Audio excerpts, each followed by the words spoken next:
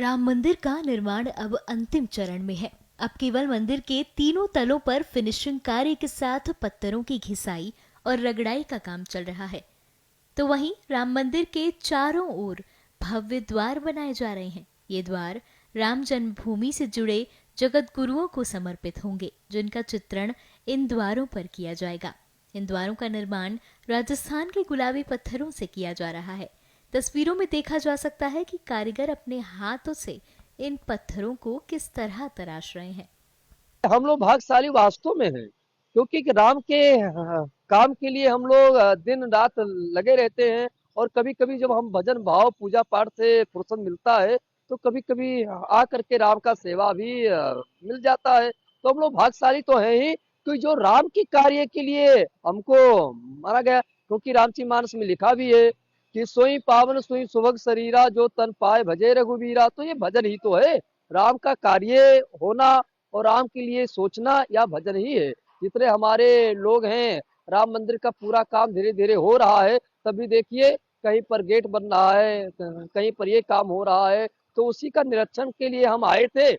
रामनगरी में दीपोत्सव 2025 की तैयारियां भी जोरों पर हैं। लेजर शो, ड्रोन शो, आतिशबाजी और सरयू आरती बेहद खास होने वाली है। दीपोत्सव में प्रज्वलित दीप और आरती में नया रिकॉर्ड बनाने की तैयारी है। इसी कड़ी में अयोध्या मंडलायुक्त राजेश कुमार की अध्यक्षता में आयोजित बैठक में कई महत्वपूर्ण निर्णय लिए गए। दीपोत्सव की तैयारियों को लेके और जो परिक्रमा होनी है उसकी तैयारियों को लेके आज बैठक की गई है।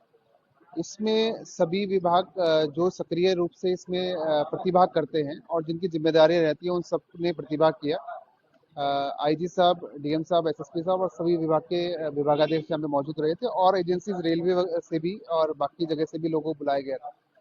तो जो पिछली बार की तैयारियां थी, इस बार हमें उससे बेहतर तैयारी कैसे हो सके और पिछली बार क्या कमियां रह गई थी, उस पर चर्चा हुई और उनको सुधारने के लिए भी कार्य योजना आज बनाई गई है।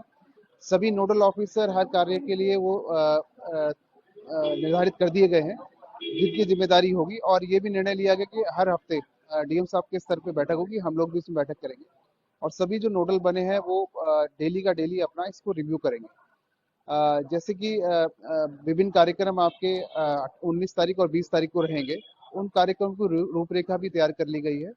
पर्यटन विभाग, संस्कृति विभाग, सूचना विभाग भी बड़े पैमाने पे इसमें बड़े कार्यक्रम करता है। उनके अधिकारियों से भी बातचीत की गई। कुछ चीजें कोऑर्डिनेट करके हम लोग उसको, आज की भी पहली बैठक थी, उनको बता दिया गया कि क्या क्या चीजें कैसे होनी है। तो हम पूरे दिन का रूटीन उसमें बनाने वाले हैं और उसके हिसाब से क्राउड कंट्रोल के लिए हिसाब से बिजली की व्यवस्था पूरी रहे, लोगों को आने जाने में सुगमता रहे। जो हमारे पर्यटक आ रहे हैं, चाहे वो देश से आए चाहे विदेश से आए, उनको किसी तरह की कोई समस्या ना हो, उस पर भी चर्चा हुई, उस पर कार्य योजना ली गई।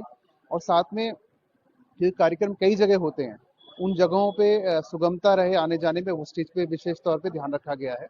इन तैयारियों के साथ अयोध्या दीपोत्सव 2025 एक भव्य और यादगार आयोजन होने की उम्मीद है।